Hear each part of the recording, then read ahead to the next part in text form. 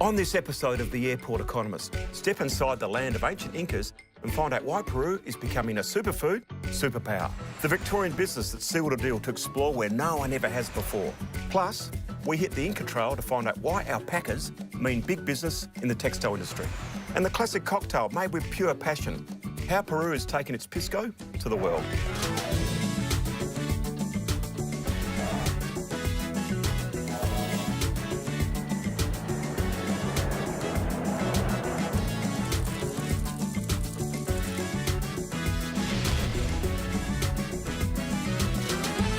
Welcome to Lima, capital Peru, land of the ancient Inca, and the economic poster child of the Pacific. I'm Tim Harcourt, the Airport Economist, and I'm going to show you why this country has become one of the best performing economies of South America. Peru is an open economy with trade ties across to the Pacific, to Asia, to the Americas, and to Europe. But Peru has also been underestimated as a global competitive player. Coca-Cola found this out when it tried and failed to take market share off the local favourite, Inca Kola. But now Peru is on a steep rise to the top, just like Machu Picchu in the Andes. But first, let's take a look at the big Peru macroeconomic picture and see how they got there. Peru is nestled in the northwest of the South American continent and is a land of contrast bordering the Amazon, the Andes and the Pacific Ocean. Its population of 31 million shares 1.3 million square kilometres, much of it way above sea level. Its GDP is $210 billion US, but its per capita income is half that of neighbouring Chile. Peru's inflation rate is 3.2% and unemployment 6.7%, but with a large informal labour market, particularly in rural areas and on the edges of the cities. Peru exports mainly to China, the US and Switzerland. Its main import partners are China, the US and Brazil. Peru is a member of both APEC and the Pacific Alliance and is attracting Australian investment in the same way that Chile did a decade ago. One sign of Peru's new economic potential is its willingness to forge free trade agreements all over the globe, including a new one with Australia. I spoke to Australia's ambassador to Peru, Nick McCaffrey, about the opportunities in bilateral relations between the two countries. So why did Peru join the Pacific Alliance, and does it see itself as a Pacific country more than a Latin American country? Since the 1990s, I think there really has been a push to look towards the Pacific. But again, underpinning that Pacific Alliance and Peru's interest in being an active member of the Pacific Alliance is the fact that you've got four very important economies in Latin America that all see the world through the same eyes in terms of wanting to engage, wanting to open up. So how does Peru view Australia, Asia, as opposed to the rest of Latin America? There are lots of similarities between Australia and Peru, and I think they see the way, for example, we have managed our natural resources. Peru, as you know, Tim, is a country rich in natural resources, and they admire the way we have managed our reserves of iron ore, coal, whatever the matter is, copper. I think that forms the basis for a relationship, and we're seeking to cash in on that, so to speak. I think they see Australia as not just as an economic model, but also a social model, the way we've balanced our economic needs with a prosperous, harmonious society. And in regard to Asia, I think Asia is present here. China is now Peru's largest trading partner. There is a large Chinese-Peruvian community here. They have an FTA with China. Japan, the name of the leader of the opposition is Fujimori, and Peruvian and Japanese food has fused. So Asia is present here, and I think Peru has worked hard to try and position itself to gain access to their markets. So of all the nations in the region, in the world, why did Australia choose to negotiate a free trade agreement with Peru? The key reason why we looked to Peru was that we saw that they thought the same things that we did around free trade, and it was an opportunity for us to send a strategic signal to the region with our free trade agreement with Peru that Australia was looking to increase its engagement with not just Peru, the whole continent. So what sectors will benefit from the Peru-Australia free trade agreement? We have 5 billion Australian dollars invested in the Peruvian economy, mainly around the mining sector. And I think the government is keen to try and leverage the opportunities that exist around that investment for the whole Australian supply chain in terms of the mining sector. And so the FTA delivers excellent outcomes around service providers. In education, for example, now Australian degrees are recognised. Australian educational entities can open up a campus here. So what surprised you most about Peru? The richness of its culture, combined with its amazing food, the diversity of its geography with the high Andes and the Amazon, for example, are a key reason why so many more Australians are travelling here. Peru has the best cuisine in Latin America, and it has driven a mini boom in tourism. We are seeing many more tourists coming to Peru, less so for Machu Picchu, for example, but driven principally by the reputation Peru has for ingredients and tastes that we don't know about in Australia. It's a country that I have a lot of hope and optimism about its future. I think that Peru has set itself on the right course. It hasn't changed course like some in the region. It has stuck to the same path. And I think, given its natural resources, the enthusiasm and energy of its people, the geography and the food, I think the country's got a very bright future. Still to come, why the world is suddenly paying attention to the diet of the ancient Incas. Peru is known for its agricultural produce, agtech, and the new superfoods like quinoa, maca and cacao. Soon we'll visit a producer in Lima to see how business is done. But first, let's sit down with Peru's Trade Commissioner to Australia, Mario Vargas, and find out how these superfoods are making the world take notice. You've been very focused on superfoods to make Peru a superfood superpower. How does the strategy work? Well, in 2016, Peru decided to present the Peru superfood brand, and we launched the brand in Germany in order to attract more people and more countries. Now we are exporting our superfood to more than 150 countries. What do you think Peru's competitive advantages are compared to other countries in South America? Talking about food, again, we have 80 microclimates in Peru. That means that we can produce agricultural products almost the whole year. For example, one of the products that we can produce almost the whole year, and Australia is a good market for it, is the asparagus, for example. So this is a competitive advantage. For foreign companies looking to come here to Peru, what are some of the attractions? It's very easy to do business in Peru. It's very easy to open a new company here. We have a competitive labor cost. We are getting better and better in terms of education. So I feel that all these varieties help the companies to organize well and to do business well. Quinoa was first discovered by the ancient Incas in the highlands of Peru 5,000 years ago. Since then, Peruvians have incorporated the natural and healthy grain into their daily diet, and the world has caught on. So let's go and meet a family that's built a thriving international business in Lima. AgroFergie exports dozens of varieties of superfoods to more than 48 countries each year. What is quinoa and what are the health benefits? It's very healthy because the protein content is higher. The properties of the quinoa is good for a huge portion of the market, no? People that, for example, vegan people, vegetarian people, celiac people. So what countries do you export to? We export now, our main market now is Italy, okay? But we are now in 48 different countries, including Australia. Okay, the main objective that we have each year is open new markets. You know, last year, for example, 2017, we opened the market in Algeria. We are the first company that export quinoa to the Algerian market. And we worked hard to start to open Palestine, for example, you know, to open this kind of markets. Do you think the free trade agreement between Peru and Australia will help your company?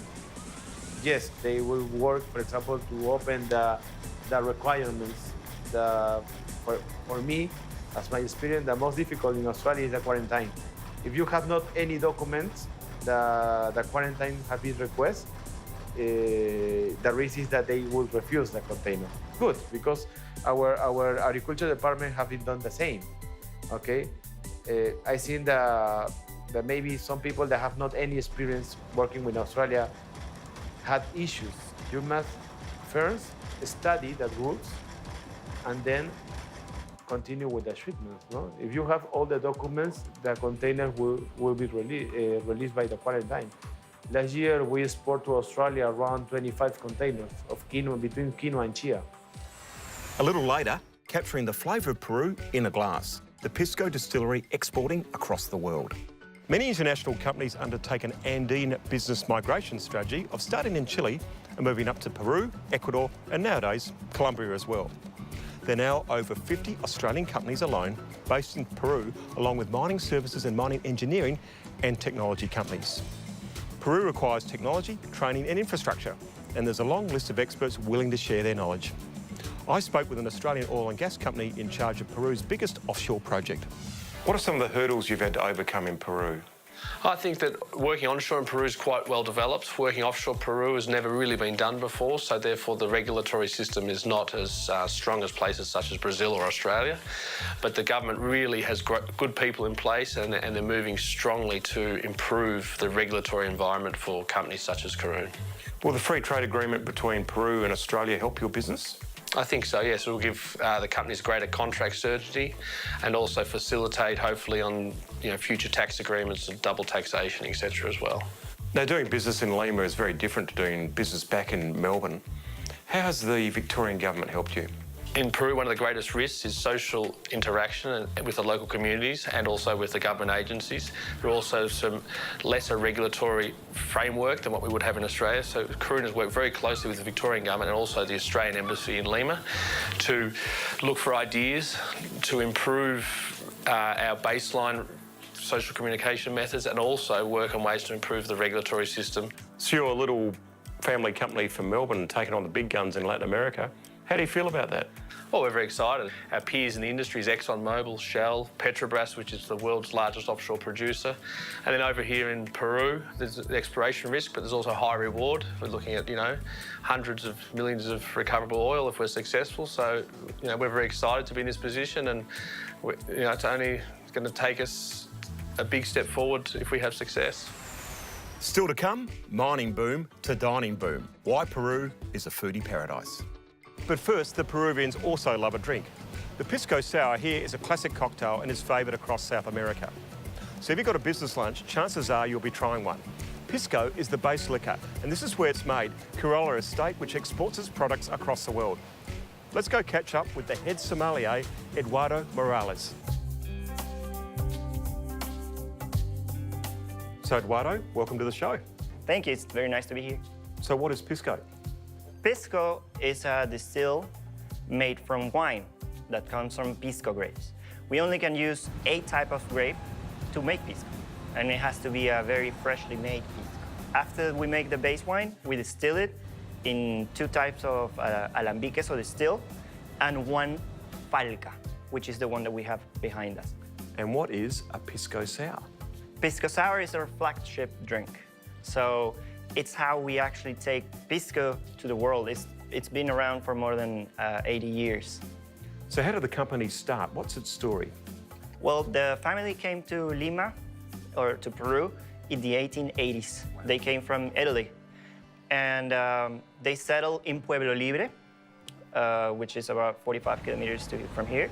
In the year 1884, they founded what's called the Taberna Queirol, which is mainly a place where people gather, talk, eat a little bit of food.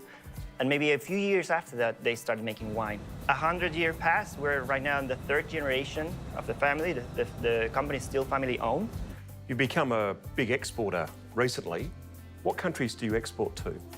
Well, right now we're in Germany, Italy, Spain, France, the UK, the United States, Canada, and of course, Australia. Are you trying to sell to the Peruvians living abroad, or are you trying to actually convert foreigners to Pisco? Well, right now it's a little bit of both, because because of the Peruvian cuisine that's going everywhere in the world right now, it's easier for us to complete the experience. Usually people that want to try Peruvian cuisine wants to have food and wine or pisco. Locally, right now we're just trying to educate the Peruvian consumers because they actually are buying our products, but they're also going for products that are coming from, say, France, say Chile, say Argentina. Also distills, say whiskey, vodka, another type of products. So it's more of an education process that we're actually trying to get through at the moment. What are the biggest challenges selling abroad as opposed to selling domestically to Peruvians? It's a little bit easier because here everybody knows our product. Abroad, we're trying to go with the food explosion or the cuisine explosion that we're having at the moment. So wherever we have a big boom in cuisine, we're trying to be there because it has to go hand in hand. So is this a good time to be a Peruvian company? It is, of course. Also, again, because of the cuisine. We're actually having a boom economically, we're growing, and the cuisine is bringing the Peruvian name everywhere. So it's easier for us to also bring Pisco. The Peru government's been very aggressive in signing free trade agreements around the world. Has that helped your company and its product? Yes, it helps us to place those products by lowering a little bit the final price, maybe about 3 to 5%. So it is a big help for us. Coming up, how do you actually get here? We get some inside travel tips from LATAM Airlines. Peru is home to the alpaca. They graze on the Andes and are bred specifically for their fibre, which is similar to wool. These animals translate to big business in the textile industry, which isn't just big here in South America.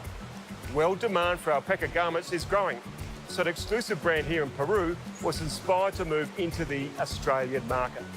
I caught up with the owner of Sol Alpaca in Sydney. How's your brand been received here compared to other markets?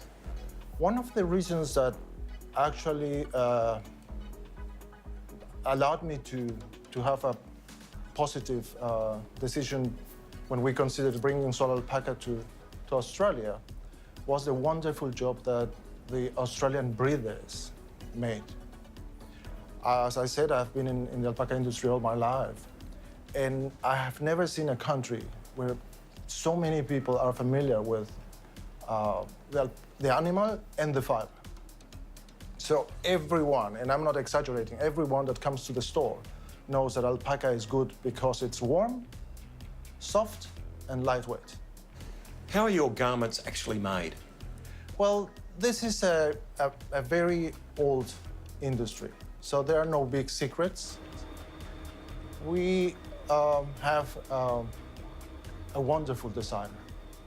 The creative force behind Sol Alpaca is Fariba Haidari, who is an Australian Peruvian designer, or Peruvian Australian, as you wish to call her. In addition, she was born in Tehran and raised in Tehran, and at some stage she lived in London, which made a huge impact in her life. If that's not enough, she is a Baha'i believer. I don't know if you are familiar with the Baha'i faith, but that brings her to see the world in a very special way. She believes, for example, in the oneness of humankind. That allows her to take the best of every country that she goes with no prejudice. The other important aspect is that she believes in unity and diversity. If you see our garments, you see all the roles that each color play, and all together make something even richer. Alpacas are synonymous with Peru. How important is it for you to take your national heritage to the world? It is very, very important. It is really important to honor the efforts of so many people that for thousands of years have been supporting this industry. We wouldn't be able to be here without their efforts, their sacrifice. But I think the most important is the way we take it to the world. although it's a national heritage, I think the right way to proceed is to see it not as something that fits our national pride, but something that presents an opportunity to the world to be more united and live as one family. So how do you actually get to Peru? Well, LATAM Airlines should know. Let's check in with one of their senior executives. So what's the best way to get to Lima from Australia? Coming out from Australia, the best way is to reach Santiago and then connect with, either if you want to go to Peru, you could do Santiago-Lima, or you can also try our Santiago-Cusco new service. So outside Lima, does LATAM have a good domestic network? We have a very big LATAM domestic network. We are the main carrier within Peru, so we can take you from Lima to Cusco, or from Lima to Arequipa, or even fly from Cusco to, for example, Iquitos in a non-stop service. So what are your top tips for the business traveller going to Latin America?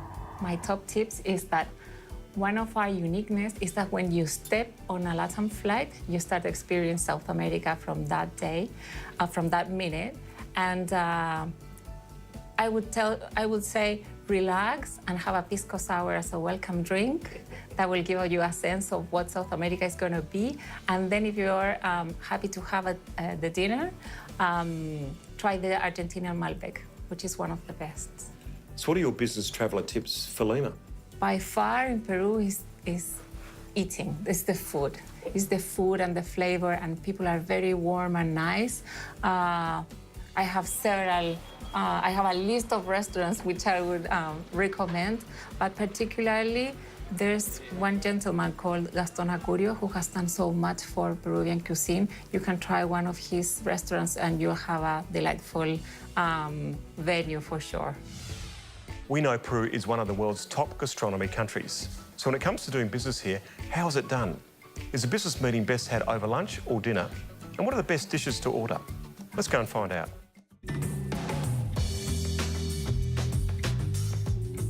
If you want to decide to come to get lunch or get dinner with our hospitality, I want you to give you a nice Pisco sour. That's for the start. That is compulsory. Yes. And the second thing is to give you a ceviche, the raw fish, cut it in cubes and marinated with lime, salt, pepper. The combination is really amazing. Or maybe a causa, made by the yellow potato. But in this case, it's a kind of a contemporary dish having the influence of the Japanese. I make like a sushi roll. We call it maki causa roll. And you can layer it inside with vegetables, with some shrimps or seafood, with turkey, with pollo, with chicken. Show the Peruvian gastronomy with this kind of dishes. No? When a lot of foreigners think about Peru, they think of Machu Picchu or alpacas. But dining has become quite a big thing, hasn't it? Yes, we are exporting right now. We are going up in all the exportations, and maybe the superfoods that Peru was promoting around the world was the strongest point right now for our country, because we have many products to show to the world from the Incas. They gave us the maca. They gave us the quinoa. We have around 2,000 types of quinoa. We have the chia. We have more than 4,000 varieties of potato. We have our hot peppers. This is our campaign to promote the Peruvian superfoods around the world. And I think Australia can be one of the best places to do it. And when you go out to eat, on a business dinner or lunch, who pays? Well, in this case, if you be my guest, I pay for you. Very nice. So what do we learn from our trip here to Peru? Lima is a crowded big city, but all the embassies are here, including an excellent Australian embassy with very professional staff, so make yourself known to them. The state of Victoria has also ramped up its Latin resources, so take advantage of their specialist industry representatives. The Peru Trade Commission also has offices around the world, including a new one in Sydney, who can guide you as well. Even if you are doing business and not trekking, watch the altitude, especially in Cusco. It can affect you. For foodies, Lima has some of the best restaurants in the world. And remember, the Pisco Sour is Peru's national drink. So make sure you order one when you're having a night out on the town. Well, that's it for the Peru edition of the Airport Economist. See you on our next business adventure together, somewhere around this great globe. I'm Tim Harcourt and I'm the Airport Economist.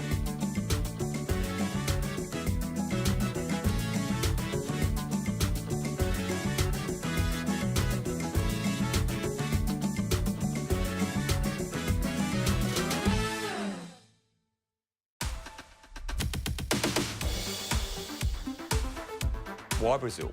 Everybody wants to be in Brazil. The outlook for the future looks quite bright.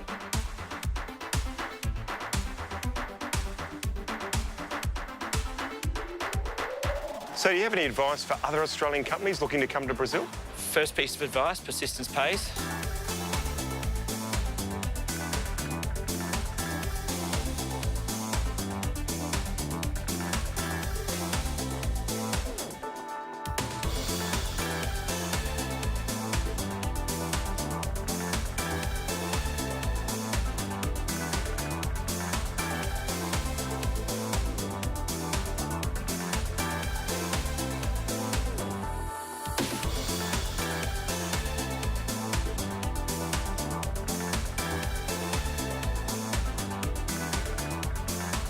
See you on our next business adventure together, somewhere around this great globe. I'm Tim Harcourt, and I'm the Airport Economist.